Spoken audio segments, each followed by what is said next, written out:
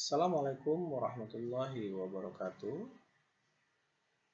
Salam sejahtera bagi kita semua. Pada kesempatan pertemuan ke-6 ini kita akan membahas tentang siklus hidup implementasi ERP atau ERP Implementation Life Cycle. Kemampuan akhir yang diharapkan adalah kita mampu menguraikan pengertian dan pemahaman tentang strategi implementasi Enterprise Resource Planning atau ERP. Strategi ERP berdasarkan secara umum kita bagi menjadi 3 fase. Fase 1 yaitu fase basic ERP, yaitu fase untuk memberikan landasan agar implementasi ERP yang lebih lengkap menjadi bisa dilaksanakan dengan lebih baik. Kemudian pada fase 2 yang merupakan fase integrasi supply chains, di mana pada tahap fase kedua ini kita melakukan pengembangan ERP untuk membangun sebuah rantai pasok. Kemudian juga kita melakukan proses pengadaan barang, kemudian kita melakukan proses usaha untuk meningkatkan layanan kepada konsumen. Kemudian pada fase ketiga yaitu fase perluasan dan pengembangan untuk pendukung strategi perusahaan. Pada fase ketiga ini kita melakukan implementasi modul yang belum diterapkan secara lengkap. Di sini kita lihat langkah-langkah dari implementasi ERP itu sendiri. Kita bisa lihat bahwa di sini merupakan contoh implementasi ERP pada industri garment. Ini cukup banyak yang harus dilakukan untuk masing-masing unit bisnis, untuk masing-masing aktivitas-aktivitas dan kegiatan-kegiatan yang dilakukan, karena banyak sekali bagian-bagian dari industri garment ini yang harus diperbaiki satu persatu, mulai dari sisi proses bisnisnya, kemudian implementasi sistemnya. Kita dalam pengimplementasiannya bisa mengadop framework pengimplementasian yang digunakan oleh SAP, itu ASAP, Accelerated SAP Roadmap, yang terdiri dari 5 fase. Fase pertama adalah project preparation atau persiapan project. Fase kedua adalah business blueprint, di mana proses-proses bisnis itu harus diidentifikasi dan dikelola menjadi lebih baik. Kemudian pada fase ketiga adalah fase implementasi atau fase realization.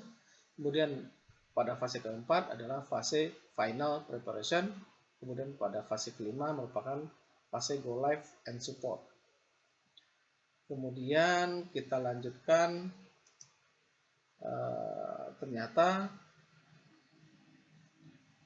metode ASAP ini ditingkatkan lagi menjadi ASAP Continuous Change, di mana proses implementasi ASAP-nya tetap dipakai, kemudian dilanjutkan dengan implementasi rilis 2 dan implementasi rilis 3. Pada implementasi rilis 2 kita tambahkan new functionality, maksudnya fungsional bisnis yang baru ditambahkan, kemudian teknologi-teknologi yang baru juga ditambahkan, kemudian bisnis konten yang baru juga ditambahkan, dan lingkungan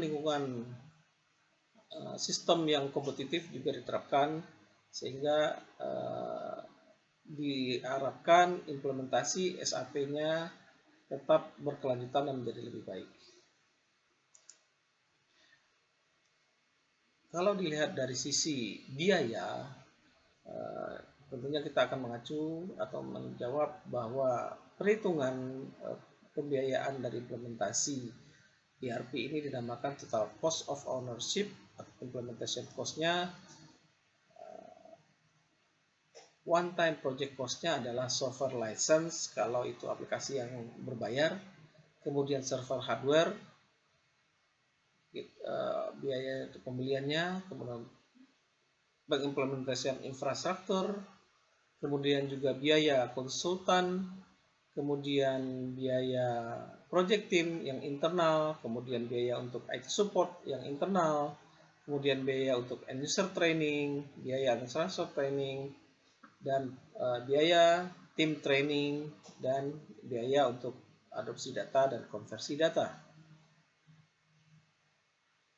Sedangkan untuk implementation cost-nya yaitu indirect cost, yaitu biaya untuk sistem downtime, biaya untuk sistem error, dan biaya untuk retraining end user, biaya untuk penambahan support dari vendor, biaya end user yang produktivitasnya masih rendah, kemudian biaya untuk proses bisnis yang belum sesuai. Sedangkan dalam proses implementasi ERP itu biasanya diperlukan customisasi. Bentuk-bentuk dari customisasi itu ada yang namanya parameterisasi. Customisasinya hanya dalam form yang sangat sedikit. Kemudian ada jenis yang user exit atau program exit. Kemudian ada customize yang sifatnya application programming interface atau API. Kemudian ada customizing untuk changing the program code. Ya, kode programnya perlu ada penambahan atau pengurangan atau dirubah. Kemudian ada customisasi untuk pengembangan individual. Kemudian ada customisasi model based generation. Ada customisasi componentware. Kemudian ada juga yang namanya vendor specific customisasi. Vendor specific customisasi ini di sini tergantung dari ada permintaan dari klien tertentu, misalnya untuk proses-proses tertentu bisa dimodifikasi untuk sistemnya per klien, atau bisa ditambahkan add-on-nya untuk repository, atau dilakukan programming.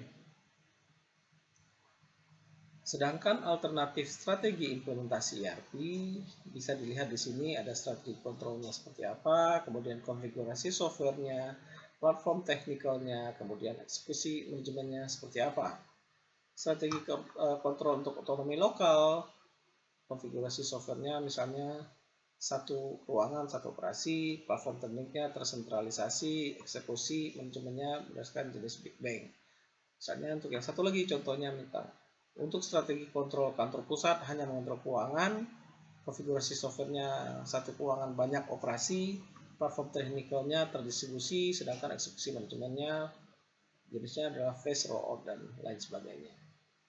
Sedangkan kita lihat dari sisi karakteristik kematangan implementasi ERP, di sini kita lihat bahwa untuk user class A, user class B, user class C, dan user class D itu ada beberapa jenis kematangan dari masing-masing user.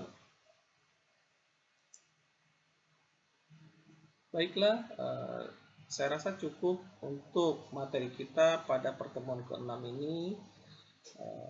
Terima kasih atas perhatiannya.